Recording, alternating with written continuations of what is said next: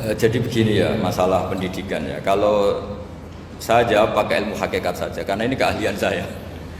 Sebetulnya begini ya, kalau misalnya itu ya subjektif juga, misalnya bilang rata-rata alumni pondok ini sukses, alumni kampus ini sukses, yang ini tidak sukses, itu satu pasti subjektif.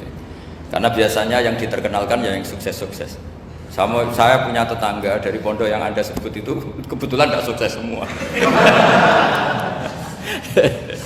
Itu jantogo saya sampai ngeluh, Gus.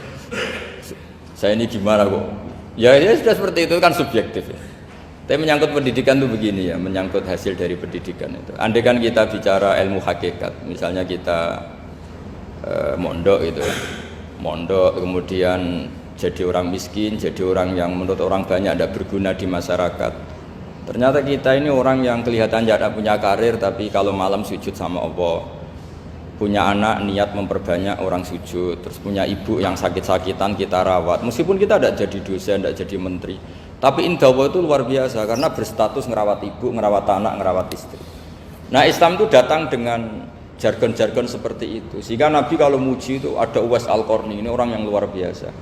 Ternyata dia itu punya ibu lumpuh yang kalau kemana-mana harus digendong. Ketika tetangga-tetangganya berhasil sowan Rasulullah itu Uwais Al-Qarni tidak bisa karena setiap ibunya dipamitin mau sowan ke Rasulullah itu sama ibunya nggak boleh. Tapi apa yang terjadi? Justru dipuji-puji Nabi sebaik-baiknya kurun itu waktu adalah kurun yang ada Uwais Al-Qarni. Saya punya teman, ini kisah nyata, saya berkali-kali ngisi ngaji di komunitas ulama. Ini mungkin tidak bagus untuk kampus, tapi harus saya utarakan supaya ya kita evaluasi. Saya bilang gini, saya ini jadi kiai itu sering iri sama orang goblok. Orang goblok itu barokah kata saya gitu. Itu kiai-kiai kaget semua karena saya bilang orang goblok itu barokah. Saya beri contoh gini, misalnya saya pinter, terus juara MTQ, juara hafal Quran atau juara baca Quran secara tartil. Ujung-ujungnya saya dapat hadiah umroh atau apalah, atau hadiah rumah atau apa. Pertanyaannya adalah mendapat. Saya ulang lagi, mendapat.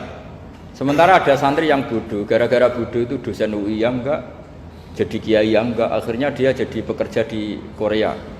Barokahnya bodoh tadi. Karena di Korea melihat orang ateis, akhirnya dia kepikiran bikin masjid. Sebagian gajinya disumbangkan untuk masjid. Ini bodoh pendiri masjid. Tapi kita gara-gara dosen dakwah di masjid, ini pinter dapat uang dari masjid.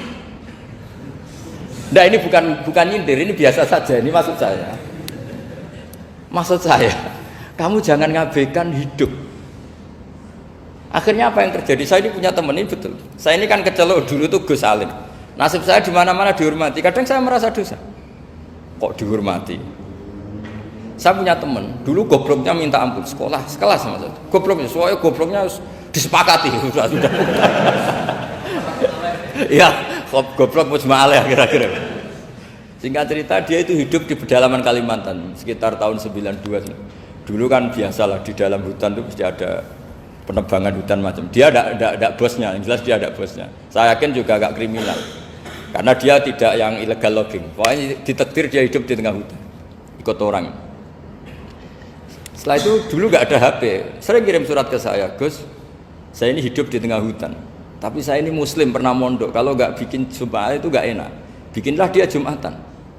Nah karena dia pernah ngaji fikih Syafi'i, kalau Jumatan nggak ada orang 40 itu harusnya zuhur tidak Jumatan. Tapi orang yang kerja di situ tidak mau. Wong dino Jumat kok zuhuran loh Pak. Kalau dino Jumat ya Jumatan ya. Tanya saya, Gus itu kalau ada kaulnya enggak supaya Jumatan ndak orang 40 sah. Singkat cerita dia lama-lama jadi pendiri masjid di situ.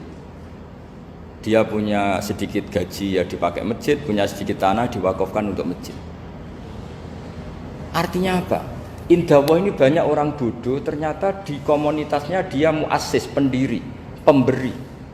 Sementara kita yang kecelok pinter, dapat umroh, dapat bonus. Kira-kira nanti kita ketemu Allah, kamu pernah nyumbang Islam apa? Yang bodoh jawab, oh nanti Gusti bikin masjid di pedalaman. Kita yang pinter.